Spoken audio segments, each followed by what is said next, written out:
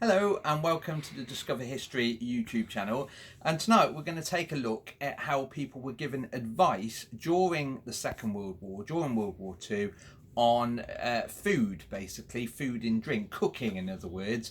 Now if you look through our playlist, you will be able to find in there a separate video all about rationing during the war between 1939 and 1945. Saying that, we know that it went on after the war. But the interesting thing is, in that video, we really talk about a week's ration. So we show you that there was, for example, 50 grams in modern measurement, really, of lard, for example, or 50 grams of butter and 100 grams of margarine. So in that video we actually go into a bit more detail of what you actually had, and remember that's per person within a household. So if there's 5 people in the household, you have to times it by 5. So when you look at it like that, you might think, well, a family, it sounds quite good, you do get quite a bit. But when it came to the actual physical cooking of the food, at first there was no real problem, because what you have to remember is a lot of people were shown how to cook. Their parents were always showing them how to cook. When I was growing up, for example, I would watch my mom make pastry, and I'm not talking about pastry that you would make in modern day with all sorts of alternative ingredients as such, but with lard, proper lard, and in things like that. So people would have grown up watching their parents do that. And obviously today anyone can cook. Men cook, women cook, girls, boys cook. But what you have to remember is, if you turn back the clock, it was generally speaking daughters watching their mothers cook, and most people within the household would have known how to prepare at least a simple meal as such. Now during the war there were a few issues, mainly down to the fact that there were so many shortages and so many restrictions. So even just going shopping, if you're shopping for a family of 5, you needed to carry all 5 ration books, for example. If you're on your own, you're taking your ration book with you.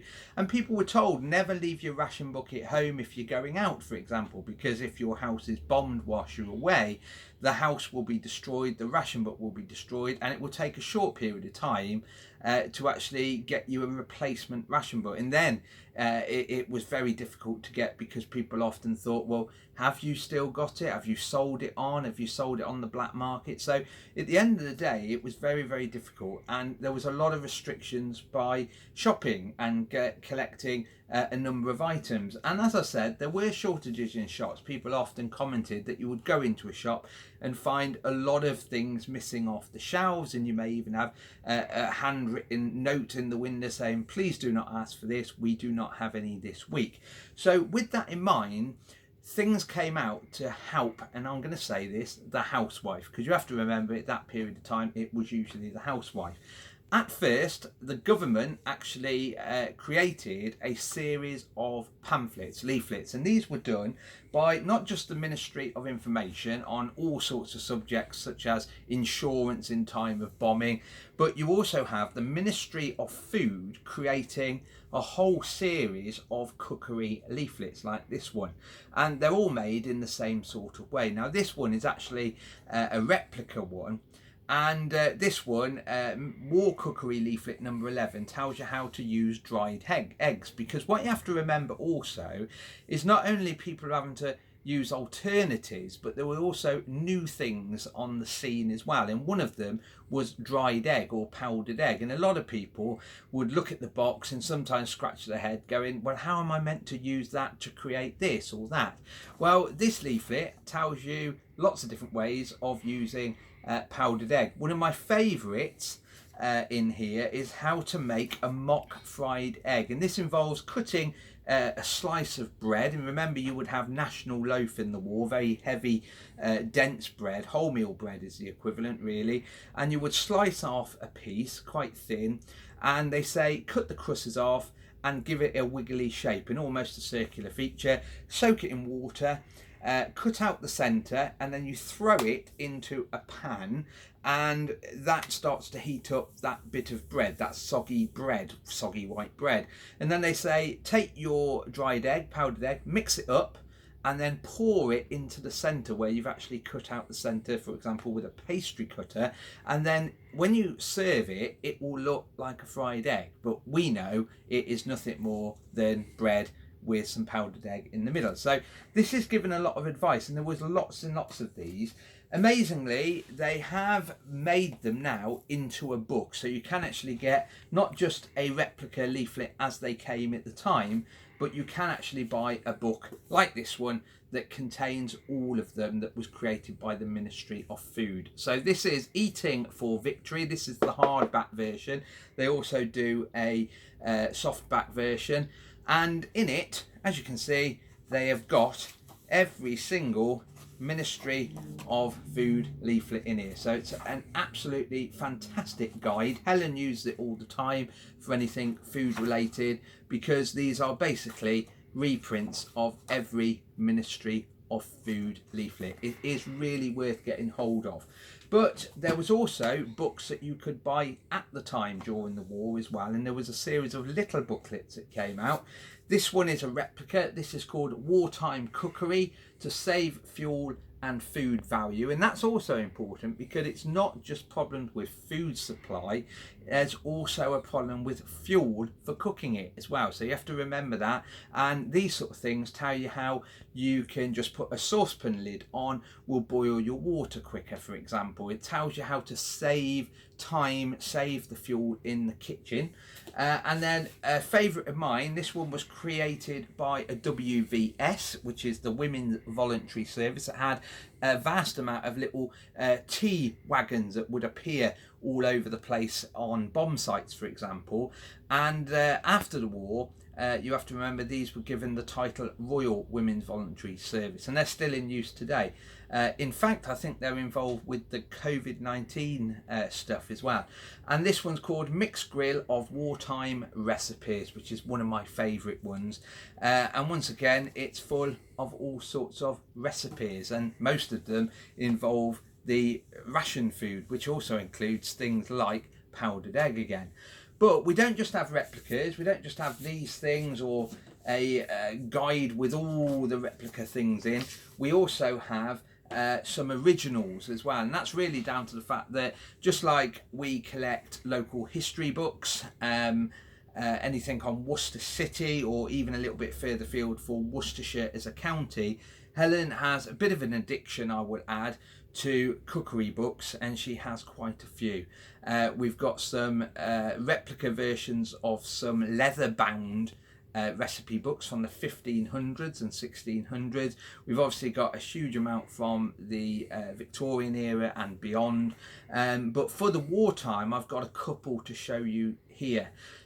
We've got several of these, and these are the very thin on war aid paper recipe books, so very much like the ones here, and it's called Homefront Cookery Advice, and this is leaflet number 43, and it includes pickles, chutneys and sauces, which was very important because in the autumn time people were encouraged to collect in all the hedgerow berries, for example, and even fruits and vegetables, and pickle them because it was quite important. If you're not pickling it, you can turn them into jams and sauces and chutneys, which makes the things last longer. People were encouraged to fill their larder ready for the winter months. The more you collect over the summer, in the autumn, the better it is for Christmas Day, for example. But we've also got the Daily Express produced a wartime cookery book, and this cost 1 shilling, as you can see on the front there, but this one has been well used by its previous owner and has quite a bit of sellotape on it. By the way, if anyone's got any old books that are slowly falling off or slowly falling apart, please don't use sellotape, because sellotape is actually quite acidic and it will actually damage the paper, which actually leads to that discoloration. It's a big no-no. Try not to use sellotape. There are other methods, and if you Google, for example, conservation of books, for example, do look it up, but sellotape is quite damaging for books and paper. It's a bit like we sometimes get given documents, for example, a bit like the leaflet that I just showed you, and someone's gone through the effort of laminating it, which is also not a good idea. It's best to put it in, for example, a plastic sleeve, but once again, make sure you have a close look at the plastic sleeve, because some plastic sleeves can discolour the paper, and there's a certain amount of acid in it which can also damage paper. Looking after documents is a minefield, and maybe that could be a video in its own right, especially if you've got lots of documents or family heirlooms, photographs, that sort of thing at home that you need to look after. Maybe we'll do a video on that, but let us know. Remember, this is as much your channel as it is ours. But this is very good. This came out in 1939 and is full of all sorts of recipes in here, including advice at the back. For example, telling you about measurements and labour saving, fuel saving ideas in the home. But a little favourite of mine, and I won't let Helen know this because these are her books, is A Kitchen Goes to War, which I think is a fantastic title for any book. Came out in 1940, and it's famous people contribute in 150 recipes, a ration time cookery book, and it is absolutely fantastic in there. And they've sectioned this one into things such as fish, into snacks and savouries, soups, and things like that. And it's a vital book for anyone that wants to look up recipes from the war years, really.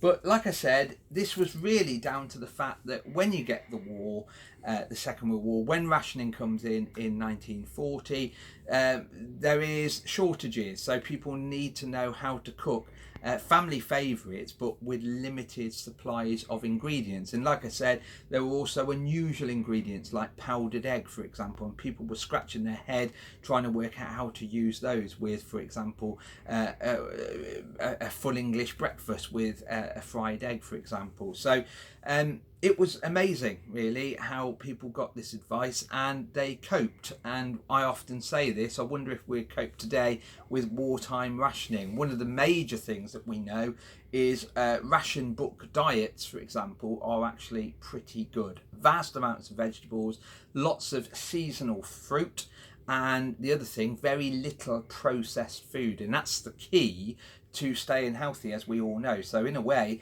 should we go back to a ration book diet? Maybe we should, I don't know. Anyway, on that note, hopefully you've enjoyed our little video. Let us know, as always, what topics you would like us to cover. We have got a little bit of a list going, and there's also some that we want to do anyway, and obviously we'll feed them in as we go. Hopefully lockdown will end soon, and if lockdown ends, we'll go to ad hoc videos. You might get one once a month, or maybe twice a month, something like that. But during lockdown, as we said back in March 2020, we will do one video every single day. So on that note, stay safe, stay in, and we'll see you soon. Bye bye.